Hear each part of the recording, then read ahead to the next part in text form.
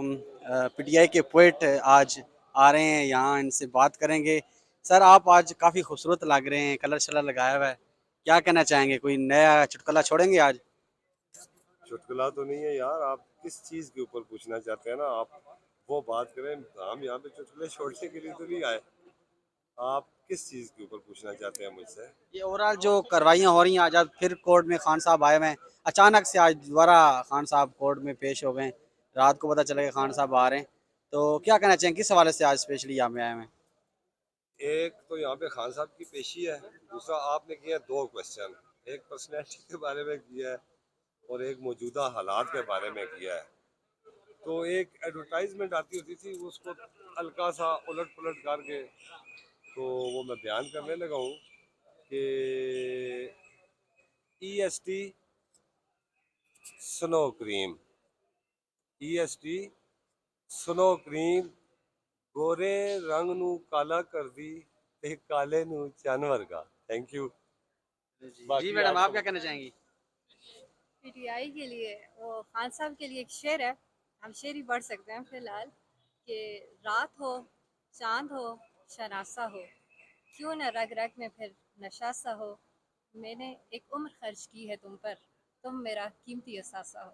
क्या बात। जी सर। खान साहब के लिए पैगाम है जी, आप मजबूत रहें। हम आपको देख के हमें भी सहारा होता है। जब तक आप उम्मीद की किरण मौजूद है, सारे लोग आपके पीछे हैं। इंशाल्लाह माइनस करने वाले खुद माइनस हो जाएंगे। आप तुलुए चांद की तरह चमकते रहेंगे। क्या समझते हैं ये जो माइनस की हवाएं फैलाई जा रही हैं, खान साहब माइनस तो नहीं होने जा रहे? और माइनस हुआ है जी, जुल्फ़िकार अली भुट्टो को उन्होंने तख्तादार पर चढ़ा दिया, वो माइनस हो गया। नहीं माइनस होता, इनके माइनस करने से कोई माइनस नहीं होता। ये तो जनरल बाजवा साहब कहते थे कि मैं गुमनामी में चला जाऊँगा। वो फ्रांस में भी अगर उन्होंने उनको गुमनाम नहीं होने दिया, वहाँ पे भी लोग उनको थू थू कर रहे हैं।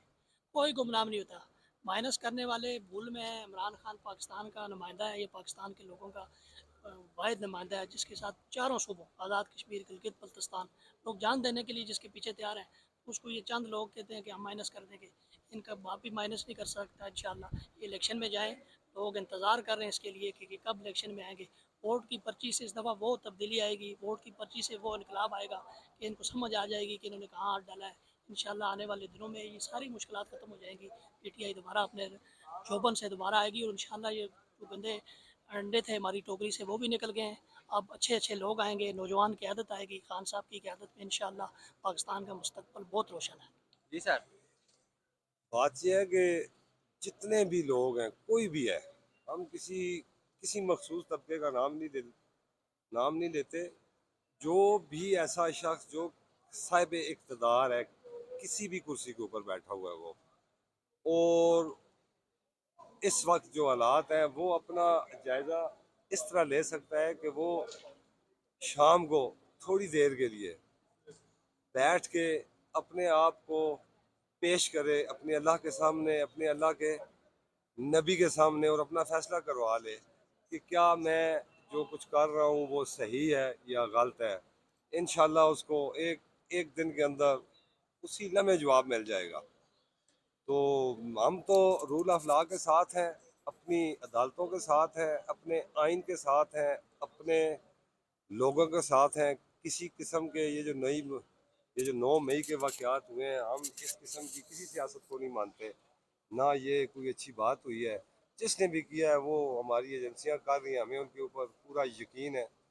तो बाकी जो लोग इलीगल प्रैक्टिस कर रहे हैं इस किस्म की, इंशाल्लाह बहुत जल्द उनको इसका जवाब भी देना पड़ेगा, और इसका हिसाब यहाँ ना हुआ तो अल्लाह के सामने तो उन्होंने पेश होना ही होना है। तो हो जाएगा हिसाब। हम अपने खान के साथ खड़े थे, खड़े हैं और इंशाल्लाह खड़े रहेंगे। बहुत शुक्रिया सर।